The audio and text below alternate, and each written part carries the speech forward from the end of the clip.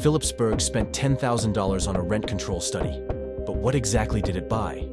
Today, we'll examine the critical flaws in this report and why it falls short of providing the town with real solutions. This study is flawed at its very core. This was best illustrated when, while presenting to the council, Todd Poole, managing principal of Forward Planning, repeatedly declined to answer key questions because they were outside the scope of the contract. And that's no accident.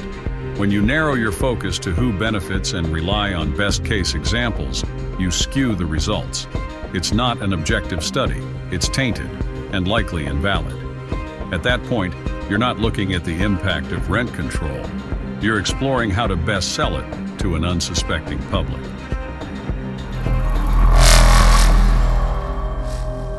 However, even putting that aside, this study is fundamentally flawed and inadequate in several critical aspects. Its most glaring deficiency is the complete absence of meaningful financial analysis. The absence of key financial metrics, such as net present value and internal rate of return calculations, is a significant oversight. These metrics are essential for accurately assessing the long-term economic implications of rent control policies on both property owners and the municipality as a whole. Without such quantitative analysis, the study's conclusions regarding the economic impact of rent control are inherently limited and potentially misleading.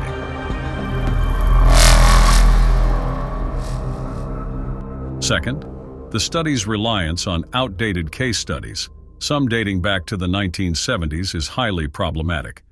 The contemporary housing market is vastly different from that of 4 decades ago, with significant changes in demographics, economic conditions, and regulatory environments.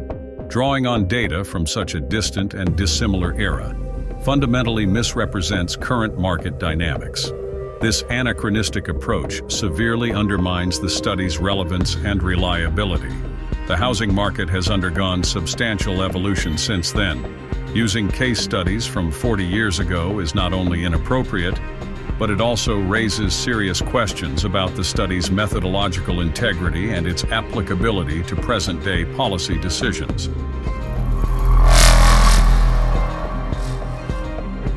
Third, the study overlooks a key issue: how rent control will affect homeowners living near rent-controlled properties. Will their property values drop? Will their neighborhoods suffer from increased vacancies or reduced maintenance? The report offers no answers.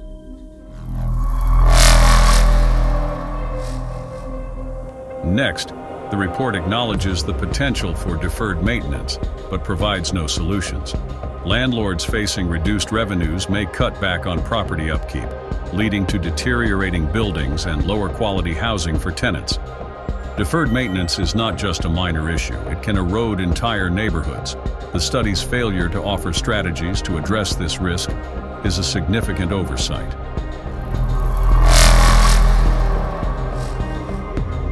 Perhaps one of the most serious risks the report completely fails to address is the likelihood that landlords will leave the market entirely. With rent control shrinking their profits, many landlords will choose to sell their properties rather than deal with the financial constraints. This would reduce the available rental housing stock even further, hurting renters and homeowners alike. The report doesn't mention this possibility at all. It's a major blind spot that will almost certainly have devastating effects on Phillipsburg's already tight rental market. Finally, and perhaps most importantly, the study relies on generic data and case studies that don't reflect Phillipsburg's specific circumstances.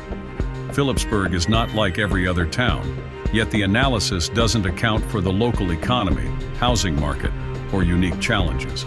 This town deserves a study that addresses its specific needs, not a one-size-fits-all report filled with irrelevant data. Phillipsburg is unique, and this study simply doesn't do the job. This study wasn't just incomplete, it was designed to fail. The scope was deliberately limited, focusing only on who might benefit from rent control while completely ignoring the serious drawbacks. Deferred maintenance, the risk of landlords leaving the market, and the long-term damage to property values. None of these critical issues were given serious consideration. From a policy-making perspective, this report's conclusions are worthless. The council majority didn't commission an objective analysis. They paid a compliant firm $10,000 of your tax dollars for a rubber stamp. Phillipsburg deserves a real study that considers all the impacts, not just the benefits. It's time to demand accountability.